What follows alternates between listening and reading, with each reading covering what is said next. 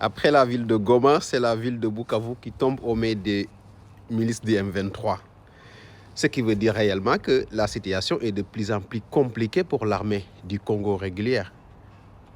Et ça interpelle tous les Africains. Aujourd'hui, qu'un mouvement originellement politique, devenu aujourd'hui un mouvement rebelle avec le soutien d'un pays limitrophe, parvient à conquérir des territoires, presque chaque semaine, une nouvelle grande ville tombe. Et si on se réfère au discours de Corneille Nangaa, son objectif principal, c'est de marcher sur Kinshasa, c'est-à-dire de chasser Félix Tshisekedi du pouvoir. Donc, moi, ce que je me dis, c'est toujours le peuple congolais sera le plus grand perdant dans cette affaire. Parce qu'en réalité, c'est une guerre de milliardaires.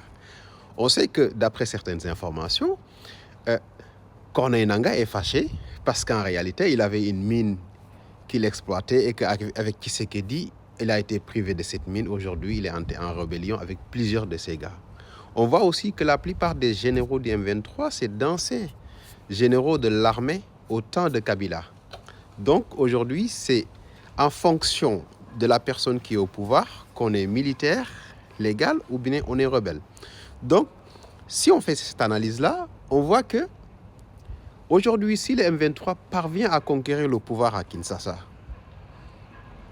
c'est l'armée régulière qui va se retrouver en position de rebelle, c'est-à-dire va entrer dans le maquis et essayer de conquérir le pouvoir. Et les généraux aujourd'hui qui sont aux côtés de l'armée régulière vont se transformer en des Corneille Nangaa. Ce qui va dire qu'il y a un cycle éternel de renouvellement de militaires qui devient rebelle et rebelle qui devient militaire.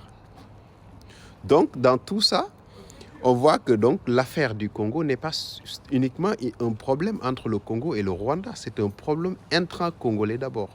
Étant donné que déjà nous avons plus de 72 mouvements armés dans le sol congolais, ce qui fait qu'aujourd'hui, on dit que c'est le Rwanda qui soutient le M23, mais en réalité aussi, il y a au Congo une sorte d'armée mexicaine.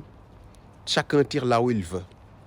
Et chacun cherche à créer son groupe armé pour exploiter, pour protéger ses mines d'or. En fonction des mines, on a des groupes armés qui sont prêts à en découdre avec l'armée régulière.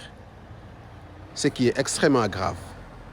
Ce qui est sûr est que Tshisekedi n'est pas légitime aux yeux du M23, qui considère le M23 qui considère Tshisekedi comme un pion qui a été parachuté par les Occidentaux pour défendre leurs intérêts.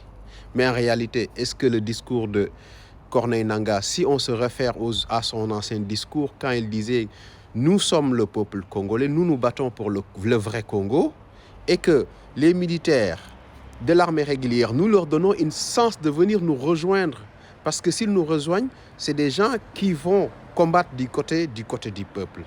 C'est un piège qu'il a tendu, mais en réalité, on sait nettement que même s'ils parviennent à conquérir le pouvoir, une bonne partie de l'armée régulière va entrer en rébellion et devenir demain ou après-demain un autre mouvement rebelle qui va naître, qui va chercher des alliances, qui va chercher des forces pour venir conquérir encore Kinshasa. Donc je pense qu'au lieu de s'acharner tout le temps sur Kagame, il faut d'abord régler le problème congolais, entre Congolais. Parce que Kagame, on peut tout dire sur Kagame, mais je pense que Kagame a vu une situation d'insécurité ou bien une situation de chaos et il essaie d'en profiter.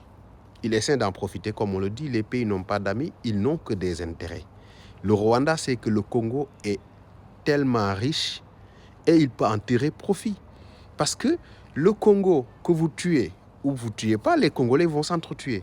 Donc lui, comme il a l'habitude de voir du sang, ça ne lui pose pas problème de profiter de cette situation pour s'enrichir.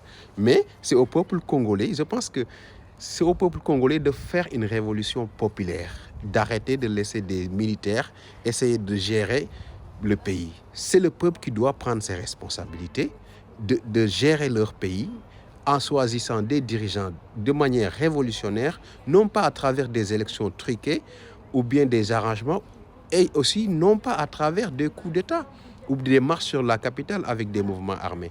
Donc c'est ça l'importance. C'est le peuple congolais qui doit régler le problème d'abord. Mais il faut d'abord une prise de conscience totale. Mais est-ce qu'aujourd'hui, le peuple congolais est suffisamment prêt, est suffisamment mature, suffisamment informé sur ce qu'est réellement cette guerre pour pouvoir prendre cette décision et régler le conflit? Moi, je ne pense pas.